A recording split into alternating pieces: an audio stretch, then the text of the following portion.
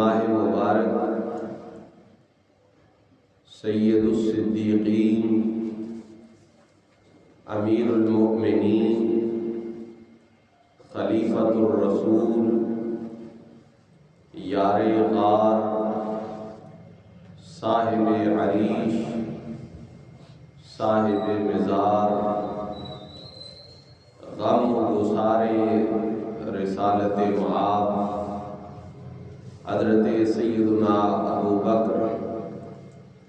عبداللہ بن عثمان صدیق اکبر رضی اللہ تعالی عنہ و ارضاہ عنا کے وصال پاک سے نسبت رکھتا ہے۔ حضرت سیدنا صدیق اکبر، حضرت سیدنا فاروق اعظم، حضرت سیدنا عثمان غنی، حضرت سیدنا مولا علی، حضرت سیدنا امام حسن رضی اللہ تعالی عنہم اجمعین، یہ پانچوں خلفائے راشدین وہ عظیم المرتبت ہستیاں ہیں کہ جن کی سیرت رسول کا ایک باب کہلاتی ہے، اور ان کا یہ مقام ہے کہ اللہ کے حبیب علیہ الصلوۃ والسلام نے ارشاد فرمایا علیکم بسنتی و سنت الخلفاء الراشدین، لوگو تم پر لازم ہے کہ میری سنت پر عمل کرو اور میرے خلفاء جو راشدین ہیں، ہادین ہیں، مہدیین ہیں، ان کی سیرت کو اپنے عمل کا حصہ بناؤ، ان کی سنت کو، ان کے طریقہ کو اپنے اوپر لازم سمجھو۔ اس کی وجہ یہ ہے کہ ان تمام ہستیوں کی زندگیاں، ان تمام ہستیوں کے ادوار وہ رسول پاک صلی اللہ علیہ وآلہ وسلم کی اتباع کامل کا نمونہ ہے۔ یوں کہیے کہ اللہ تعالیٰ نے ان حضرات کو بنایا ہی ایسا ہے کہ ان کا ایک ایک عمل، ایک ایک قول، ایک ایک فعل وہ حضور نبی پاک علیہ السلام کی سیرت طیبہ کے انوار سے مستفید اور مستفید ہے۔ چونکہ آج خلیفہ اول رضی اللہ تعالی عنہ کے حوالے سے، اور بالخصوص وہ ابتدائی زمانہ جو آپ نے حضور کی معیت میں گزارا، اس کے حوالہ سے کچھ معروضات پیش کرنا ہے، اور اس میں ہمارے لیے جہاں ثواب ہے، جہاں فائدہ ہے ان پاک ہستیوں کا ذکر کرنے میں، وہاں ہمارے لیے رہنمائی بھی ہے کہ کس طرح حضور علیہ السلام سے وفاداری کرنی ہے، کس طرح حضور علیہ السلام کے لیے ہر قربانی پیش کرنے کے لیے تیار رہنا ہے، اور کس طرح اس محبوب پاک صلی اللہ علیہ وآلہ وسلم سے وفاداری کا صلہ اللہ تعالیٰ بندوں کو عطا فرماتا ہے۔ یہ سارا سبق ہمارے لیے ان ہستیوں کی پاک زندگیوں کے اندر موجود ہے۔ دوستان گرامی قدر، حضرت سیدنا ابو بکر صدیق رضی اللہ تعالیٰ عنہ نے دوران سفر ایک خواب دیکھا۔ کیا دیکھتے ہیں کہ آسمان کا چاند نور سے بھرپور، اور وہ نیچے اترتا ہے، حضرت ابو بکر صدیق رضی اللہ تعالیٰ عنہ کی جھولی میں آ جاتا ہے۔ یہ خواب آپ نے دیکھا۔ ابھی حضور نے اعلان نبوت نہیں فرمایا، یہ اس سے پہلے کی بات ہے۔ آپ نے ایک راہب سے اس زمانے میں، اس دور میں، یہی لوگ جو اہل کتاب کے درویش طبع، عبادت گزار، زہد و تقوی رکھنے والے لوگ ہوتے تھے، لوگ مشکل مسائل میں ان سے رہنمائی لیتے تھے۔ تو آپ نے اس راہب سے پوچھا کہ بھئی یہ خواب مجھے نظر آیا ہے، بتاؤ اس کی تعبیر کیا ہے؟ تو اس نے کہا کہ تعبیر تو بہت اچھی ہے، بڑی مبارک ہے، اور وہ یہ ہے کہ اللہ تعالیٰ کے جو آخری نبی ہیں، چونکہ یہ سب جانتے تھے کہ جتنے انبیاء ہیں وہ سارے کے سارے گزر چکے ہیں، ایک نبی باقی رہتے ہیں اور وہ آخری نبی ہوتے ہیں۔ کہا وہ جو اللہ کے آخری نبی اور آخری پیغمبر ہیں وہ اس دنیا میں تشریف فرما ہو کر اعلان نبوت فرمائیں گے، اعلان رسالت فرمائیں گے۔ جب ان کی بعثت ہوگی، پیدائش تو ہو چکی تھی، بعثت ہوگی تو آپ کو ان پر ایمان لانا بھی نصیب ہوگا، اور آپ کی مبارک گود جس کے اندر آپ نے عالم خواب میں چاند اترتا ہوا دیکھا ہے، اس گود میں اپنا سر اقدس رکھ کے وہ آرام بھی کریں گے۔ اب یہ بات ہو گئی، اور بات دو بندوں کے درمیان ہے، ایک حضرت ابوبکر صدیق رضی اللہ تعالیٰ عنہ، اور دوسرا وہ راہب جس نے یہ تعبیر بتائی، کسی اور کو پتہ نہیں تھا۔ وقت گزرتا گیا، حضرت ابوبکر صدیق بھی اسی انتظار میں تھے جب حضور علیہ السلام نے اعلان نبوت فرمایا، اعلان رسالت فرمایا، تو پہلے جو لوگ، چونکہ یہ بحث چلتی ہے لیکن یہ محبت کی بحث ہے، اس کو الجھانا نہیں چاہیے کہ سب سے پہلے اسلام کون لایا۔ یہ پوری جماعت ہے جس میں حضرت ابوبکر صدیق بھی ہے، جس میں ام المومنین سیدہ خدیجہ الکبریٰ بھی ہے، جس میں سیدنا علی شیر خدا بھی ہے، جس میں حضرت سیدنا زید بھی ہے۔ یہ پوری جماعت ہے جو سب سے اول ایمان لے کے آئی۔ تطبیق یوں کر دی جاتی ہے کہ مردوں میں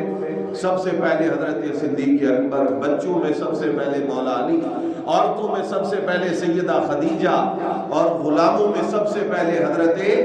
زید رضی اللہ تعالی عنہم اجمعین ایمان لے کے آئے۔ یہ ایک تطبیق محبت ہے، یہ الجھاؤ والی بات نہیں، وہ سارے ہی پہلے ہیں، وہ سارے ہی مقدم ہیں، اس لیے کہ اگر ان چار کو چھوڑ دے تو باقی پیچھے جتنی امت ہے اس ساری امت سے پہلے ایمان لانے کا شرف ان چار ہستیوں کو حاصل ہوا۔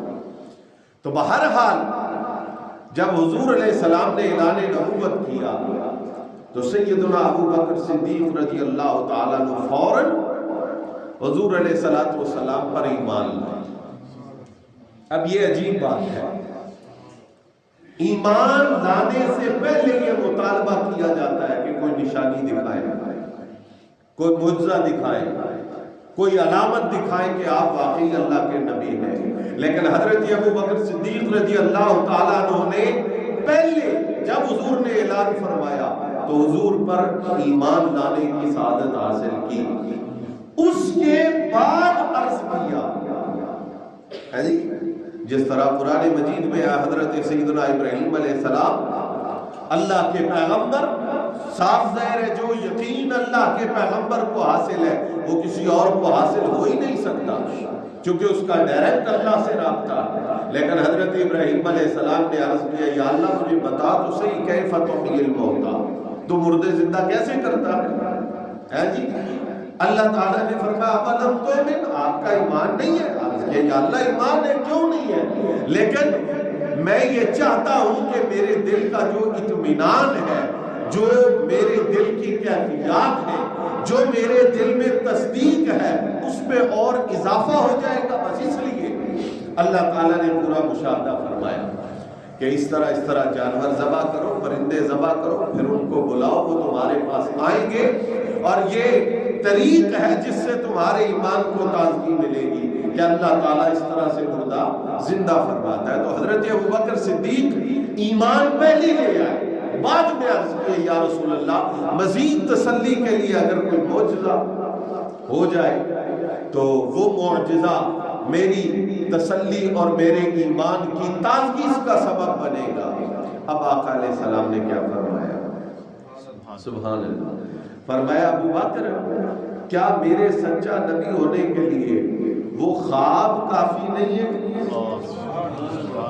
اب یہ کسی کے علم میں نہیں تھا، کوئی نہیں جانتا تھا، نہ انہوں نے کسی سے اظہار کیا۔ فرمایا میرے سچا نبی ہونے کے لیے وہ خواب کافی نہیں ہے کہ تم نے چاند کو اپنی گود میں آتے ہوئے دیکھا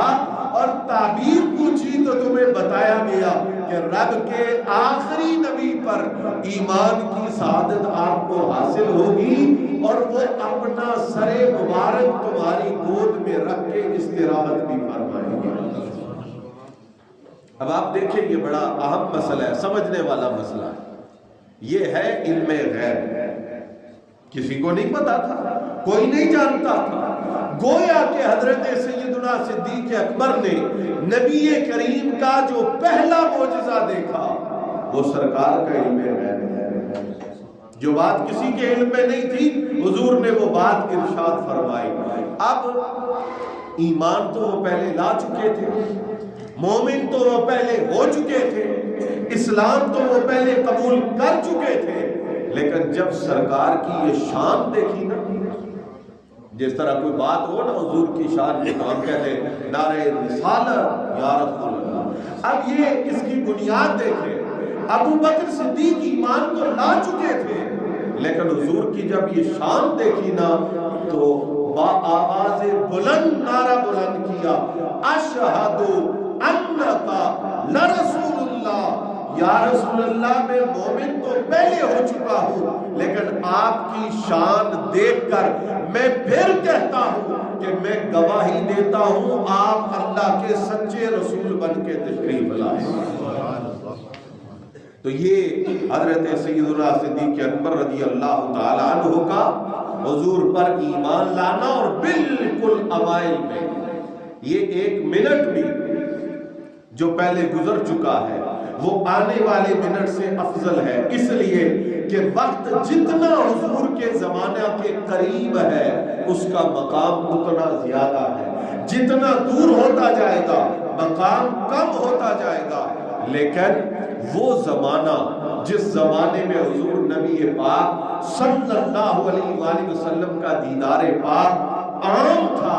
اگر حضور کے وصال باکمال سے چند لمحات پہلے بھی کوئی سرکار پر ایمان لے آیا اور اس کا خاتمہ ایمان پر ہوا تو وہ صحابی ہے، بعد والے اس کے درجے کو نہیں پا سکتے، لیکن جو اس سے پہلے ایمان لایا اس کا مقام زیادہ ہے۔ حتیٰ کہ جو لوگ فتح مکہ سے پہلے ایمان لے کر آئے، فتح مکہ کے بعد ایمان لانے والے ان کے مرتبے کو نہیں پا سکتے۔ اور پھر اس سے پیچھے چلے جائیں کہ جو لوگ ہجرت سے پہلے ایمان لائے، ہجرت کے بعد ایمان لانے والے ان کے مرتبے کو نہیں پہنچ سکتے۔ اور پھر حضرت ابو بکر صدیق تو ان ہستیوں میں ہے کہ جو اس زمانے میں اس دور میں ایمان لے کے آئے جب ساری کائنات میں، سارے جہان میں کفر کا اندھیرا تھا، اور چند خاص ہستیوں کو اللہ نے اپنے محبوب کی رفاقت اور محبوب کے قربت کے لیے چنا۔ ان میں سر فہرست نام ہے حضرت سیدنا ابو بکر صدیق رضی اللہ تعالیٰ عنہ۔ اللہ اکبر۔ اب جب ایمان لے آئے تو بس پھر رات بھی سرکار کی باتیں ہیں، دن بھی حضور کی باتیں ہیں، گھر میں ہے تو سرکار کی محبت ہے، حضور کے سامنے ہے تو سرکار کی محبت ہے، حضور علیہ السلام تنہائی میں ہے تو حضرت ابو بکر ساتھ ہے، اگر جلوت میں ہے لوگوں کے درمیان ہے تو حضرت ابو بکر ساتھ ہے۔ اور یہ بات ذہن میں رکھیں، ابھی نماز فرض نہیں ہوئی تھی، ابھی روزے فرض نہیں ہوئے تھے، ابھی حج بھی فرض نہیں ہوا تھا، ابھی زکوٰۃ بھی فرض نہیں ہوئی تھی۔ یہ دور ہے جس وقت حضرت ابو بکر صدیق، اور یہ ایک دن کی بات نہیں، ایک مہینے کی بات نہیں، ایک سال کی بات نہیں، کئی سالوں کی بات ہے، کئی سالوں کی بات ہے کہ ابھی تک ان عبادات میں سے کوئی عبادت بھی فرض نہیں ہوئی، نہ نماز، نہ روزہ، نہ حج، نہ زکات، نفلی طور پر کوئی بھی عبادت کوئی شخص کرنا چاہے وہ الگ بات ہے، فرض ابھی تک کوئی عبادت نہیں ہوئی۔ تو پھر اس دور میں عبادت کیا تھی؟ بس حضور سے محبت ہی اللہ کی عبادت تھی، حضور کی زیارت ہی اللہ کی عبادت تھی، سرکار کا تصور ہی اللہ کی عبادت تھی، سرکار کا ذکر ہی اللہ کی عبادت تھی، اور ہر وقت حضرت سیدنا ابو بکر صدیق اسی عبادت کے اندر مصروف رہا کرتے تھے۔ الغرض وہ وقت بھی آیا، سبحان اللہ، اللہ اکبر، کافروں نے آپ کو مارا، اتنا مارا، اتنا مارا، اتنی ضربیں لگائی کہ حضرت سیدنا ابو بکر صدیق رضی اللہ تعالی عنہ بے ہوش ہو گئے، اور وہ یہاں پر آ کے رکے بھی تب کہ کل ان کے قبیلے کی طرف سے ہمارے خلاف محاذ آرائی نہ ہو جائے، بس یہ وجہ تھی، وگرنہ وہ تو آپ کی جان کے در بیٹھے۔ اب حضرت سیدنا ابو بکر صدیق رضی اللہ تعالی عنہ کو جب آپ کے گھر پہنچایا گیا بے ہوشی کی کیفیت میں، کچھ وقت گزرا، افاقہ ہوا، ہوش میں آئے، اللہ اکبر، سب سے پہلے جو سوال آپ کی زبان پر تھا، یہ پوچھا ہی نہیں کہ مجھے زخم کتنے لگے، یہ پوچھا ہی نہیں کہ مجھے کتنے لوگوں نے مارا، یہ پوچھا ہی نہیں کہ مارنے کے بعد میرا نقصان کتنا ہوا ہے، میں بے ہوش کتنی دیر رہا ہوں، مجھے افاقہ کتنی دیر پہلے ہوا ہے۔ ایک ہی سوال پوچھا، فرمایا بتائیں تو صحیح میرے آقا کے سوال میں، حضور کے سوال میں، اور پھر یہ بھی مطالبہ کر دیا کہ مجھے جلد از جلد آقا کریم صلی اللہ علیہ وآلہ وسلم کی بارگاہ اقدس پہ پہنچایا جائے، حضور کے پاس پہنچایا جائے۔ اور پھر وہ قصہ طویل ہے، جب آپ آقا کریم علیہ السلام کے سامنے پہنچتے ہیں، سہارا لیا ہوا ہے ام جمیل کا، اور جب سامنے پہنچے تو حضور علیہ السلام خود چل کر حضرت ابو بکر کے استقبال کو آئے، اور صرف استقبال کو نہیں آئے بلکہ آ کر آپ کی مبارک پیشانی پر حضور نے خود بوسہ دیا۔ حضرت سیدنا ابو بکر صدیق رضی اللہ تعالیٰ عنہ اس مشقت اور اس تکلیف سے گزرنے کے باوجود ایک لمحہ بھی ایسا نہیں آیا کہ آقا کریم علیہ السلام کی رفاقت سے حضرت ابو بکر صدیق رضی اللہ تعالیٰ عنہ ہوئے۔ اور پھر اللہ اکبر، مسجد میں چندہ دینے کی بات ہو، مدرسے میں چندہ دینے کی بات ہو، غریب غربا لوگوں کی مدد کرنے کی بات ہو، 10-5 لوگ مل جاتے ہیں، اکٹھے ہو جاتے ہیں، 100 بندہ اکٹھا ہو جاتا ہے، ویلفیئر بن جاتی ہے، چل یار 10 تو دینا، 50 میں دیتا ہوں، 100 میں دیتا ہوں، مل جل کے یہ کام کر لیتے ہیں، رفائی کام، ویلفیئر کا کام ہے۔ لیکن اللہ اکبر، وہ دور ایسا ہے، وہ زمانہ ایسا ہے کہ اسلام کو خرچے کی، پیسے کی، مال کی، دولت کی جتنی بھی ضرورت ہے، یا تو حضرت سیدہ خدیجہ الکبریٰ اپنا سارا مال حضور کے قدموں میں نچھاور کر رہی ہے، یا حضرت سیدنا صدیق اکبر رضی اللہ تعالیٰ عنہ اپنا سارا مال حضور کے قدموں میں نچھاور کر رہے ہیں۔ لیکن انداز دیکھیے، یہ بڑی عجیب بات ہے، اللہ اکبر، مال دیا لیکن اظہار خیال کیا ہے کہ نہیں کہ میں نے اتنے پیسے دیے، میں نے اتنے دیے، میں نے اپنے مال میں سے اتنا خرچ کیا، میں نے اسلام کی یہ خدمت کی۔ حضرت ابو بکر صدیق کا یہ جملہ سنہری حروف سے لکھا جائے تو پھر بھی اس کی قیمت ادا ہرگز نہیں ہوتی۔ آپ نے مال حضور کی بارگاہ میں دے کر ایک جملہ کہا کہنے لگے حل انا و مالی الا لکا یا رسول اللہ، کوئی بندہ یہ نہ کہے کہ ابو بکر نے اپنا مال اسلام کو دیا ہے یا سرکار کو دیا ہے۔ یہ جملہ فرمایا حل انا و مالی الا لکا یا رسول اللہ، حضور میرا کچھ بھی نہیں ہے، میں بھی آپ کا ہوں، میرا سارا مال بھی آپ کا، میرا کچھ نہیں ہے، میری ملکیت میں کوئی چیز نہیں ہے، جو کچھ میرا ہے وہ میرا بعد میں ہے، پہلے آپ کا ہے، اس لیے کہ میں خود آپ صلی اللہ علیہ وآلہ وسلم کا غلام ہوں۔ حضرات، نہ صرف یہ کہ حضرت سیدنا ابو بکر صدیق نے خود اسلام کے لیے مصیبتیں جھیلی، بلکہ جو لوگ اسلام کے لیے مصیبتیں جھیلنے والے تھے، حضرت ابو بکر صدیق رضی اللہ تعالیٰ عنہ نے اپنا پیسہ اور مال خرچ کر کے ان لوگوں کو اللہ کی رضا کے لیے آزاد بھی کیا، جن میں سر فہرست مؤذن رسول حضرت سیدنا بلال رضی اللہ تعالیٰ عنہ کی ذات پاک ہے، جن کو آزاد کرنے کی اور اس امیہ کی مشقت سے چھڑانے کی سعادت بھی حضرت ابو بکر صدیق نے حاصل کی رضی اللہ تعالیٰ عنہ۔ اور نہ صرف یہاں تک بات رہی، بلکہ حضور علیہ السلام کے معاون بن کر دین حق کی تبلیغ بھی حضرت سیدنا ابو بکر صدیق نے جاری رکھی، یہاں تک کہ حضرت سیدنا عثمان غنی ذو النورین رضی اللہ تعالیٰ عنہ جیسی شخصیات کا ایمان لانا بھی حضرت سیدنا ابو بکر صدیق رضی اللہ تعالیٰ عنہ کی کوشش اور آپ کی تبلیغ کا نتیجہ ہے۔ یعنی اتنی بڑی ہستیاں بھی اسلام کی آغوش میں آئیں تو اس میں کنٹریبیوشن ہے حضرت ابو بکر صدیق کا۔ دو جملے سن لیجئے، حضور نے ارشاد فرمایا ما نفعنی مال احد قط ما نفعنی مال ابی بکر، سرکار نے فرمایا جو نفع مجھے ابو بکر کے مال نے دیا وہ کسی اور کے مال نے نہیں دیا۔ اور دوسرا حضور کا فرمان ہے، آقا کریم علیہ السلام نے ارشاد فرمایا حضرت سیدنا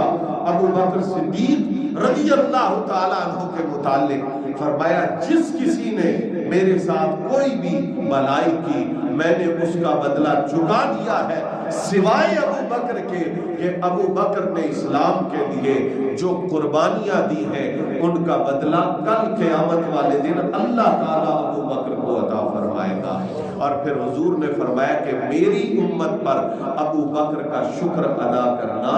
واجب ہے، لہٰذا ہمیں جتنا ہم سے ہو سکے ان ہستیوں کا ذکر، ان سے محبت، ان سے عقیدت اور ان کے پاک نقوش کو اپنے لیے رہنما بنانے کی کوشش کرنی چاہیے۔ اللہ کریم ہمیں اس کی توفیق مرحمت فرمائے۔ وما علیہ الا البلاغ۔